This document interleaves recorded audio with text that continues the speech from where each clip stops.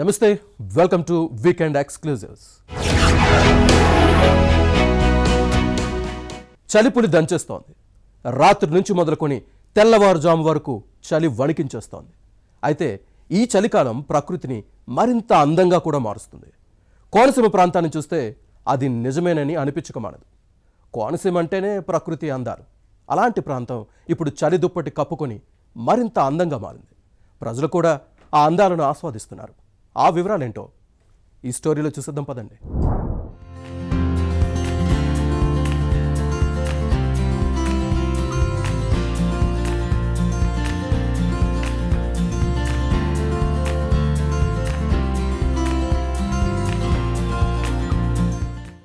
ఉభయ గోదావరి జిల్లాలతో పాటు ఏలూరు జిల్లాలోని కొన్ని ప్రాంతాలను తెల్లని మంచు దుప్పటి కప్పేసింది. కోనసీమ ప్రాంతంలో ఈ పొగమంచు ఏకంగా ఓటి, లంబసింగి అందాలను తలపిస్తూ ఉదయాలను స్వర్గంలా మార్చేసింది. కొబ్బరి తోటలపై జారుతున్న మంచు తెరలు, జాతీయ రహదారులపై దట్టంగా కమ్మేసిన పొగమంచు ఇవన్నీ కలిసి గోదావరి జిల్లాలకు ఒక కొత్త రూపాన్ని ఇచ్చాయి. గతంలో వరదలు, వర్షాలతో తడిసిన ఈ ప్రాంతం ఇప్పుడు కశ్మీర్ అందాలను గుర్తుచేసేలా మెరిసిపోతోంది. అంబేద్కర్ కోనసీమ జిల్లాలోని అంబాజీపేట, మాచవరం ప్రాంతాల్లో కనిపించిన ఈ దృశ్యాలు కళ్లు చెదిరేంత అందంగా ఉన్నాయని స్థానికులు చెబుతున్నారు. ముఖ్యంగా చలి తీవ్రత అనేది ఇప్పుడు ప్రభావం చాలా ఎక్కువగా ఉంది. మన గోదావరి జిల్లాలో పచ్చదనం అనేది చాలా ఎక్కువగా ఉంటుంది. మంచు అనేది కూడా పొగమంచు చాలా ఎక్కువగా కమ్మేసి ఉండడం అనేది జరుగుతుందండి. సాయంత్రం 5 అయ్యేటప్పటికి చీకటి కూడా త్వరగా పడిపోతుంది. ముఖ్యంగా మేము ఒక 5 to 6 years నుంచి కూడా వాకింగ్కి వస్తున్నాము. మార్నింగ్ 5 o'clockకి వచ్చే వాళ్ళము. చాలా చీకటి చలితో రాలేకపోతున్నాం అనమాట. దానివల్ల మేము స్వెటర్స్ అని, మాస్కులని, మంకీ క్యాప్స్ అన్నీ యూజ్ చేస్తున్నాము. నెక్స్ట్ ఈ పిల్లలు కూడా ఈ వింటర్ సీజన్లో చాలా ఇబ్బంది పడుతున్నారు. సో మీరందరూ కూడా చాలా ప్రికాషన్స్ అనేవి తీసుకోవాలి. ముఖ్యంగా ఏంటంటే హెల్త్ పరంగా పిల్లలకి చాలా జాగ్రత్తగా ఉండాలి. గ్రేజెస్ యూస్ చేయడం కానీ, హాట్ వాటర్ యూస్ చేయడం కానీ, డ్రింకింగ్ చేసేటప్పుడు కూడా హాట్ వాటర్ తీసుకోవడం, కోల్డ్ ఐటమ్స్ అనేవి తగ్గించడము అవి చేస్తూ ఉండాలి.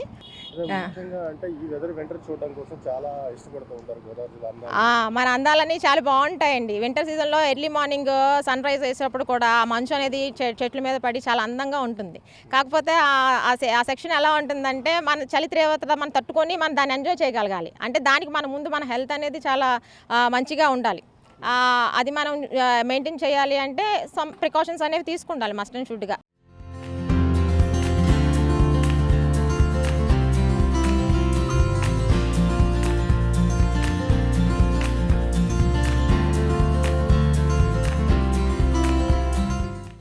అయితే ఈ అందాలతో తీవ్ర ఇబ్బందులు కూడా ఉన్నాయి. దట్టమైన పొగమంచు కారణంగా రహదారులపై ప్రయాణం చేసేవారికి ఇబ్బందులు పెరిగాయి. ఉదయం 7 గంటల దాకా పొగమంచు గ్రామాలను చుట్టుముట్టడంతో ఉపాధి కోసం బయలుదేరేవారు చలికి వణికిపోతూ స్వెట్టర్లు, మంకీ క్యాప్లు వంటి వేడి దుస్తులపై ఆధారపడాల్సి వస్తోంది. రోజువారీ ఉష్ణోగ్రతలు పడిపోతుండటంతో గత ఏడాదితో పోలిస్తే ఈ సంవత్సరం చలి తీవ్రత ఎక్కువగా ఉందని వాకర్లు సైతం చెబుతున్నారు. ఉదయం వాకింగ్కు వెళ్లేవారు కూడా సూర్యుడు వచ్చిన తర్వాతే బయలుదేరుతున్నారు.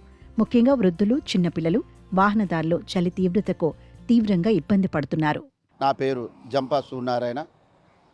ఈరోజు ఈ సంవత్సరంలో ఎండలు ఎంత తీవ్రంగా ఉన్నా, ఎన్ని వర్షాలు పడినా అంత వీటిగా ఎండలున్నాయి. అలాగే దాని తగ్గట్టు కూడా చలికాలం కూడా అంత ఇదిగా ఉంది.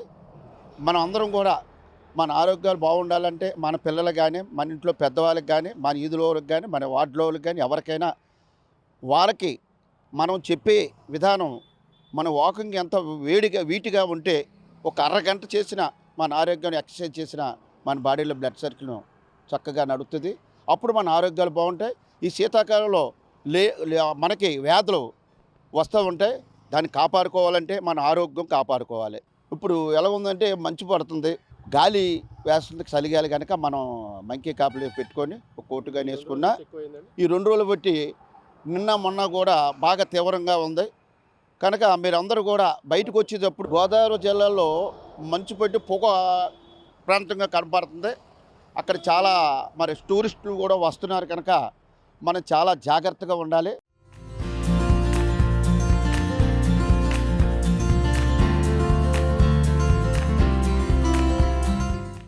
చలికాలపు ఈ అందాలు మనసును కట్టిపాడేసిన ఆరోగ్యం విషయంలో మాత్రం జాగ్రత్తలు తప్పనిసరి. చలి పెరిగే కొద్దీ దాని ప్రభావంతో వచ్చే వ్యాధులు కూడా తీవ్రంగా ఉంటాయని వైద్యులు హెచ్చరిస్తున్నారు.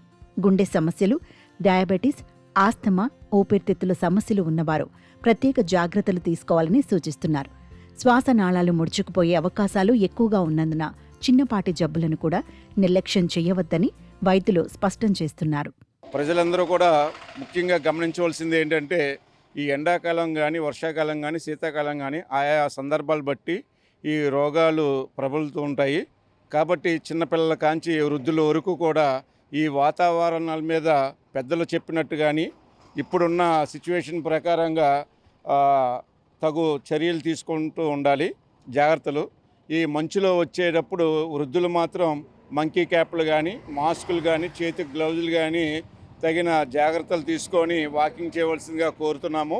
ఈ గోదావరి జిల్లాలో ముఖ్యంగా చెప్పుకోవాలంటే ఈస్ట్ వెస్ట్ గోదావరి కూడా మనకి మెయిన్ ప్రధానంగా గోదావరి, ఇటు కృష్ణా, ఏలూరుకి కొల్లేరు, ఇవన్నీ కూడా చాలా ఆహ్లాదకరంగా ఉంటాయి. కొల్లేరు కానీ ఇతర రాష్ట్రాల నుంచి, ఇతర దేశాల నుంచి కూడా మన ఏలూరు, కొల్లేరు వచ్చి చక్కగా వీక్షించి ఆహ్లాదకరంగా ఉంటారు. ఈ పొగమంచు చాలా ఆహ్లాదకరంగా ఉంటుంది.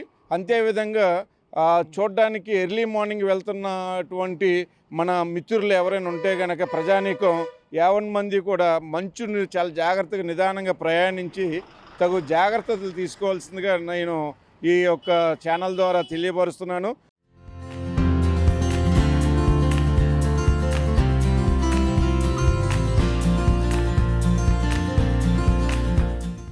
చలి ప్రభావం ఏజెన్సీ ప్రాంతంలో ఎక్కువగా కనిపిస్తోంది.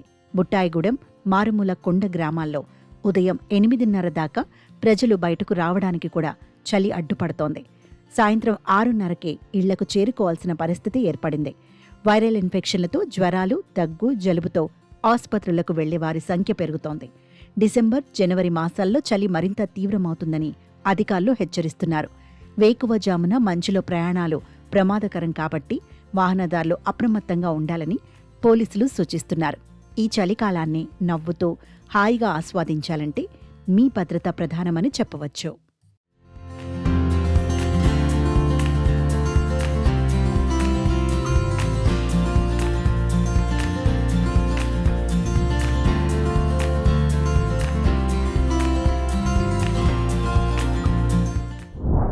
రోడ్డుపై కుక్క కనిపిస్తే చాలు, కట్టెతోనో రాయితోనో తన్ని తరిమేస్తాం, లేదంటే దూరంగా జరిగి పక్కకు తప్పుకుంటాం. కానీ ఇక్కడో కుటుంబం మాత్రం మూగ జీవాల పట్ల మమకారాన్ని పంచుతూ మానవత్వానికి నిజమైన నిర్వచనంగా నిలుస్తోంది. వీధి కుక్కల్ని చేరదీసి ఇల్లంతా సందడిగా మార్చడమే కాదు, వాటికి కడుపు నిండా ఆహారం పెట్టి వాటి ఆరోగ్య పరిరక్షణ చూసి అందులోనే ఆనందం పొందుతోంది. ఆ మూగ జీవాలను చేరదీస్తున్న దంపతులపై ప్రత్యేక కథనాన్ని మీరు చూడండి. ఫస్ట్ ఒక డాగ్ వచ్చింది, దానికి హెల్త్ బాగాలేదని చూపిస్తే క్యాన్సర్ అన్నారు. కుక్కలతో ఒక అటాచ్మెంట్ మాకు అంతే. కాకపోతే బయట ప్రజల నుంచే మాకు బాగా చికాకులు ఎక్కువైనాయి. పాప మీద కేసులు పెట్టుడు. చాలా హ్యాపీగా ఉన్నాం కుక్కలతో.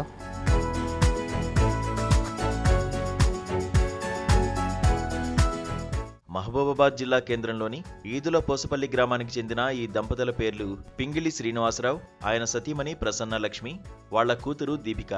శ్రీనివాసరావు డ్రాయింగ్ మాస్టర్గా పనిచేసి రిటైర్ అయ్యారు. ఇంటి సభ్యులు 3 కానీ ఈ ఇంట్లో శునకాలే 36కు పైగా ఉన్నాయి. వీధి కుక్కలంటే ఈ కుటుంబానికి ఎక్కడలేని ప్రేమ, ఆప్యాయత. ముఖ్యంగా అనారోగ్యంతో దీనంగా ఎదురు చూస్తున్న వీధి కుక్కలను చూస్తే వీళ్ల మనసు చెలించిపోతుంది. వాటిని చేరదీసి సపర్యలు చేసి ఆరోగ్యం మెరుగైన శునకాలను వారి సొంత పిల్లల్లాగా భావిస్తూ పోషిస్తున్నారు. ఇలా చేరదీసిన శునకాల సంఖ్య ప్రస్తుతం 36కు చేరుకున్నాయి. గత 14 సంవత్సరాలుగా డాగ్స్ని పెంచుతున్నాం. ఫస్ట్ ఒక డాగ్ వచ్చింది, దానికి హెల్త్ బాగాలేదని చూపిస్తే క్యాన్సర్ అన్నారు.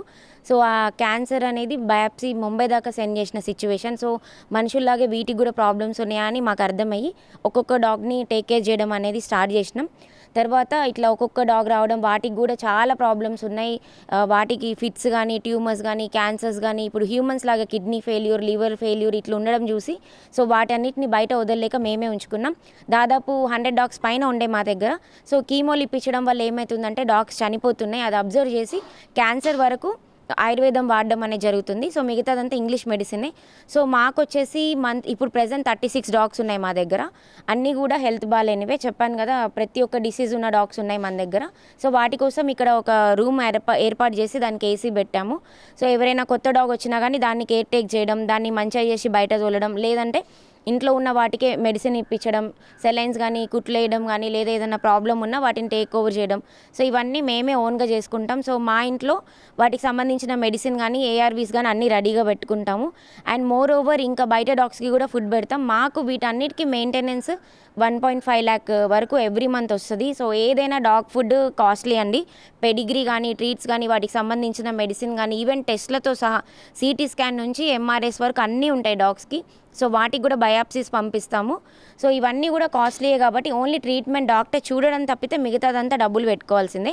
సో అదంతా కూడా మేము ఓన్గా చేసుకుంటాం. మాకు ఇంచుమించు 1,50,000 100% మంత్లీ అవుతుంది. ఈ శునకాల పోషణకు ప్రతిరోజు 10 లీటర్ల పాలు, 10 కిలోల బియ్యం, కూరగాయలు, పెంపక సామాగ్రి సిద్ధం చేస్తారు.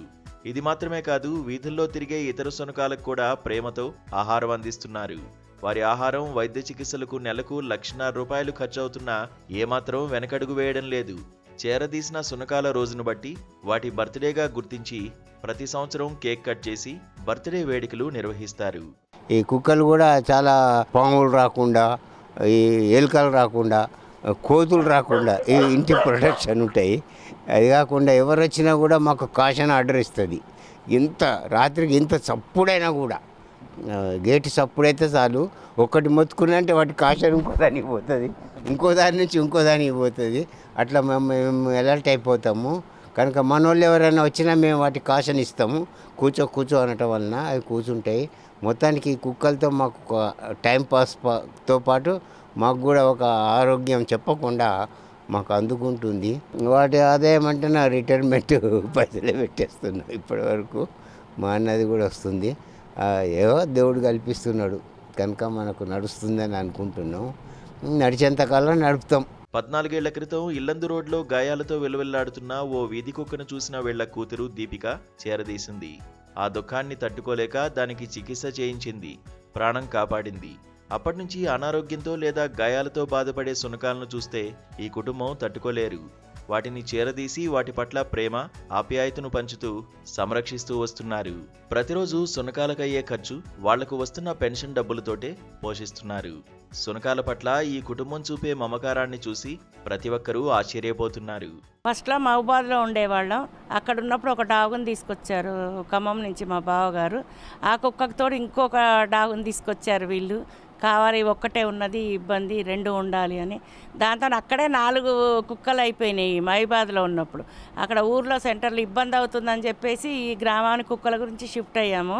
షిఫ్ట్ అయ్యాక ఇక్కడ నుంచి వచ్చాక పాప బయట ఎక్కడ ఏవి దెబ్బలు తాకినా, ఎక్కడ ఏవైనా యాక్సిడెంట్లు అయినాయి, ప్రతిదీ ఎక్కడ ఏది కనపడితే ఆ కుక్కను పట్టుకొని వచ్చేసింది. వచ్చి వాటికి రిస్క్ చేసి హాస్పిటళ్ళల్లో చూపించి ఇంటికి తీసుకొచ్చి ఆ రూమ్స్లో ఉంచి మెడిసిన్స్ ఇప్పించి గ్లూకోజ్లని ప్రతిదీ తనే చూసుకొని మంచిగా అయిన తర్వాత తీసుకొచ్చి మా ఈ ఇంట్లో పెద్ద ఇంట్లో అలవాటు చేసింది. సరే మేము కూడా తనకు ఎంకరేజ్మెంట్ ఇచ్చినాం, పోనీలే తనకి ఇష్టం కదా అని మేము కూడా ఏం మాట్లాడలేదు. అట్లనే ఇప్పుడు 36 డాగ్స్ తయారైనాయి. దానికి సొంతంగా అంతా మేమే, ఎవరిని ఏమి ఇబ్బంది పెట్టట్లే.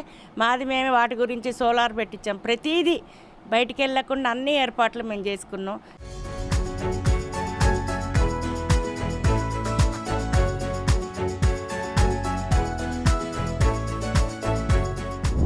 మనుషులు అనుకుంటే కానిదేముంది, తలుచుకోవాలే కానీ అసాధ్యాన్ని సుసాధ్యం చేసి చూపించవచ్చు. దానికి ఉదాహరణే ఈ స్టోరీ. నాడు ఎన్నో గొప్ప నిర్మాణాలు భారత భూమిపై పురుడు పోసుకున్నాయి. కానీ కాలక్రమేణా వాటిని పట్టించుకోకపోవడంతో అవి శిథిలావస్థకు చేరుకున్నాయి. కానీ ఇప్పుడిప్పుడే వాటి గొప్పతనం తెలిసి మళ్ళీ వాటికి పూర్వ వైభవం తెచ్చేలా ప్రజలు చైతన్యవంతులవుతున్నారు. వారసత్వ సంపదను బతికించుకోవాలనే సంకల్పంతో ముందుకు సాగుతున్నారు. నాగర్ కర్నూలు జిల్లా కల్వకుర్తి పట్టణంలో అలాంటి ఓ అద్భుతమే జరిగింది. ఆ వివరాలేంటో ఈ స్టోరీలో చూద్దాం.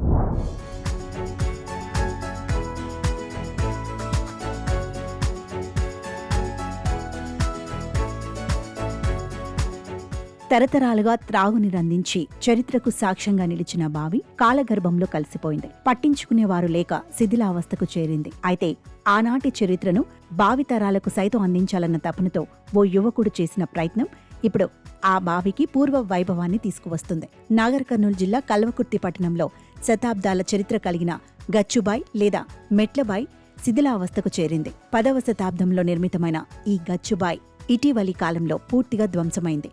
చెత్తా చెదారం నిండి దుర్గంధంతో నాశనమైంది.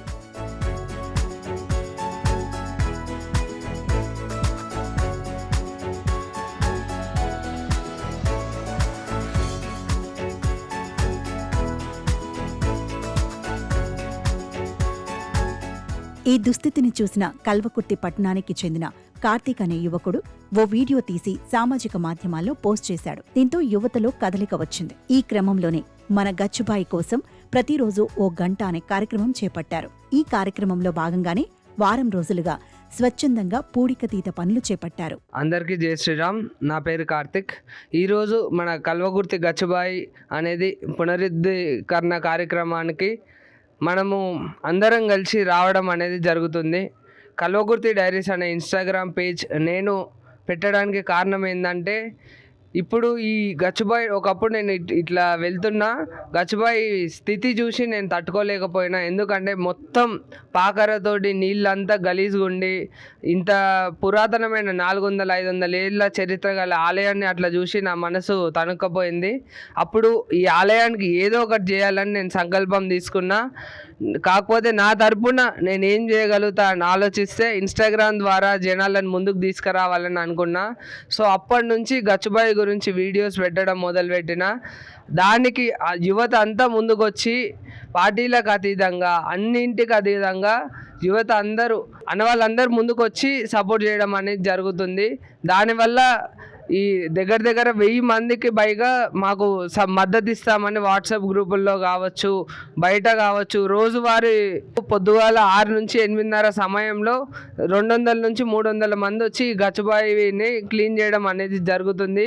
దాంతోపాటు ఎప్పటికప్పుడు ఈ అప్డేట్స్ని నేను కల్వకుర్తి డైరీస్ అనే ఇన్స్టాగ్రామ్ పేజ్ ద్వారా జనాలకు చూపించడం జరుగుతుంది. దాన్ని కుదిరితే అందరూ ముందుకు వచ్చి ఈ గచ్చుబావిని మంచి చేసి దానికి పూర్వవైభవం తేవాలని కోరుకుంటున్నాను. కల్వకుర్తి శివారున గల ఈ అతి ప్రాచీన బావి, దానికి చేరువలోని శివాలయానికి పెద్ద చరిత్ర ఉంది. ఈ శివాలయంలోని శివుడు ఎంతో మహిమాన్వితుడిగా భావించటంతో పెద్ద క్షేత్రంగా మారింది.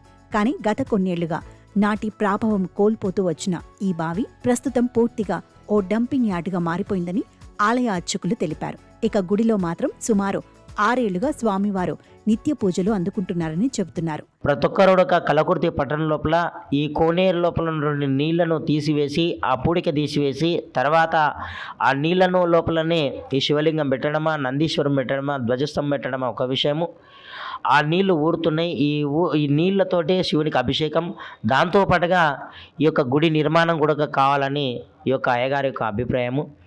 అందులోపల రాజకీయాలకు అతీతంగా ఉండి, మనస్పర్ధలు లేకుండా అందరితోటి కలిసిమెలిసి ఆనందంగా అన్నదమ్ముల్లాగా అక్క చెల్లెల్లాగా ఉండి ఈ యొక్క కల్వకుర్తి పట్టణం లోపల ఉన్నటువంటి ఈ యొక్క శివాలయము దేవాలయాన్ని పునర్వైభవము తీసుకురావాలని నేను కోరుకుంటున్నాను.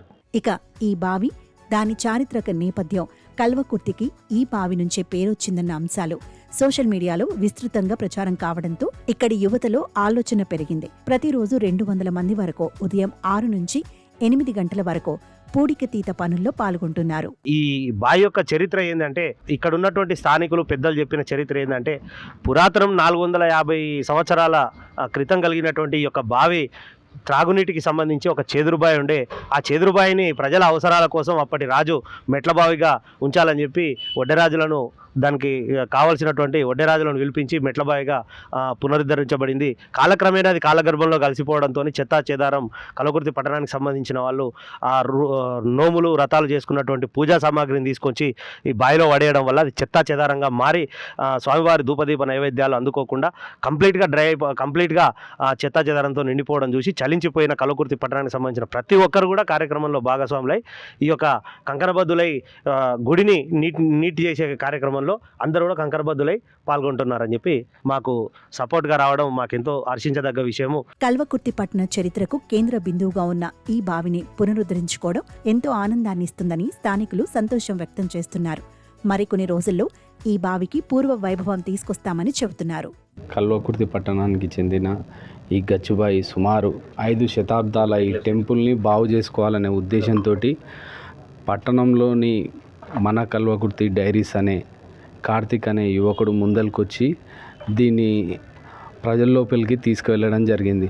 అప్పుడు కల్వకుర్తిలో ఉన్నటువంటి యువత అంతా కూడా ముందలకొచ్చి ప్రతిరోజు శ్రమదాన కార్యక్రమం చేయడం స్టార్ట్ అయ్యింది. అదేవిధంగా మొన్న కార్తీక మాసం చివరి సోమవారం ఉండడం వల్ల మహారుద్రాభిషేకం అదేవిధంగా ఈవినింగ్ దీపారాధన పెట్టడం జరిగింది. గచ్చుబాయి చరిత్రలోనే అది మొట్టమొదటిసారి. కాబట్టి ఈ గచ్చుబాయిని డెవలప్ చేసుకునే విధంగా ప్రతి ఒక్కరి బాధ్యత ఇది. కల్వకుర్తి లోపలనే ఇంత పెద్ద గుడి కూడా ఎక్కడ లేదు. దీన్ని అందరం కలిసి నిర్మించుకుంటే ఈ గుడి చుట్టుపక్కల విలేజ్లోనే ఒక అద్భుతమైన గుడిగా నిలుస్తుంది. కాబట్టి దీన్ని డెవలప్ చేసుకునేది ప్రతి యువకుడిది, ప్రతి అక్కది, ప్రతి చెల్లిది, అందరిది. దీనికి అందరు సహకరించాలి, అందరు ముందరికి రావాలి. ప్రతిరోజు ఉదయం గంట సేపు స్వచ్ఛత శుభ్రత కార్యక్రమం ఉంటుంది. యువకులు ఇంకా పెద్ద సంఖ్యలో పాల్గొనాలని మనస్ఫూర్తిగా కోరుకుంటూ ఓం నమః శివాయ.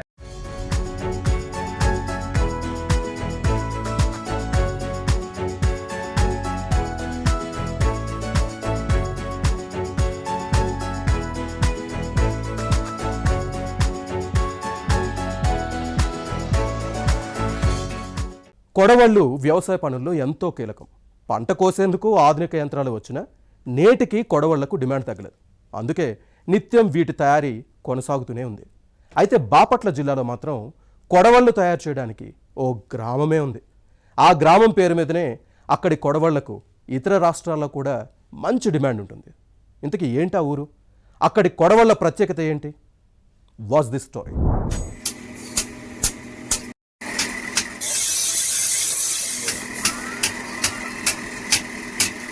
ప్రతి గ్రామానికి ఏదో ఒక ప్రత్యేకత ఉంటుంది. బాపట్ల జిల్లాలో ఉన్న పేటేరు గ్రామానికి ఒక ప్రత్యేకత ఉంది. ఇక్కడ తయారు చేసే వ్యవసాయ పనిముట్లైన కొడవళ్లకు ఈ గ్రామం చాలా పేరుగాంచింది.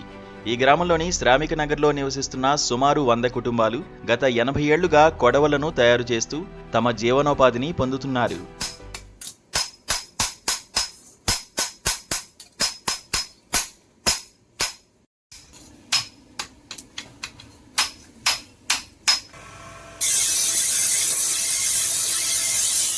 వరి, మినుము, పెసర, జొన్న, మొక్కజొన్న వంటి వివిధ రకాల పంటల కోతలకు ఉపయోగించే నాణ్యమైన కొడవళ్లను ఇక్కడ తయారు చేస్తారు.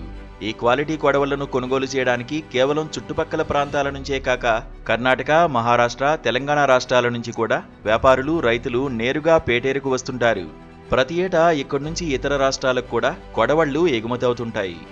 తెలంగాణ, కర్ణాటక వరకు ఇక్కడ నుండి వరికోత కొడవళ్లు కోస్తానికి ప్రతి ఒక్కరు వచ్చి ఇక్కడ తీసుకువెళ్తూ ఉంటారు. ఇది మా తాతల కాడి నుండి ప్రసిద్ధి పొందిన ఈ మా వృత్తి. కొడవళ్లు తయారు చేస్తూ ఒక దాదాపు 70-80 సంవత్సరాలు బట్టి ఈ వృత్తిలోనే నమ్ముకుని బతుకుతున్నాము.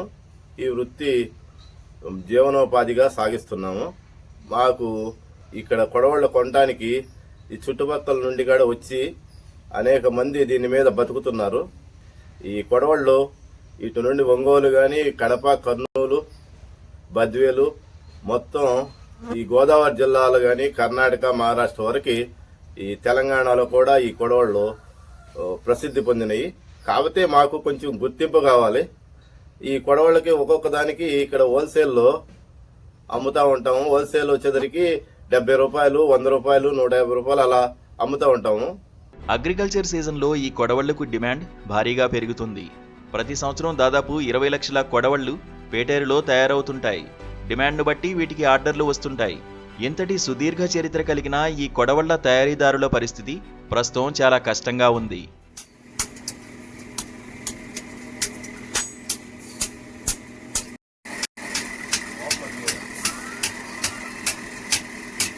ఇటీవల పెరిగిన ఖర్చుల కారణంగా ముడి సరుకు కొనుగోలు చేయడానికి తాము చాలా ఇబ్బందులు పడుతున్నామని, తమ ఫైనాన్షియల్ స్టేటస్ అధ్వానంగా ఉందని వారు ఆవేదన వ్యక్తం చేస్తున్నారు.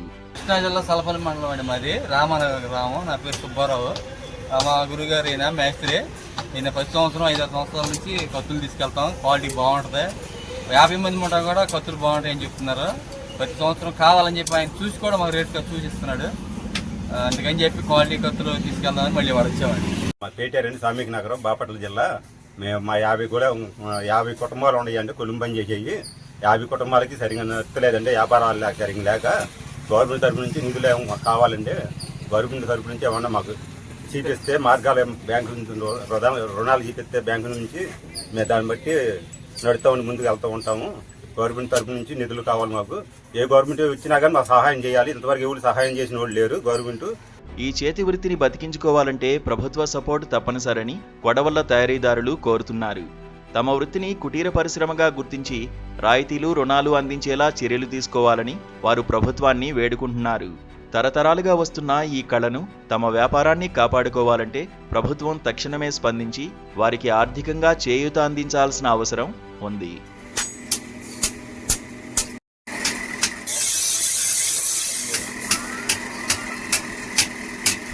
ఇది వాళ్ళ వీకెండ్ ఎక్స్క్లూజివ్స్. చూస్తూనే ఉండండి ABN.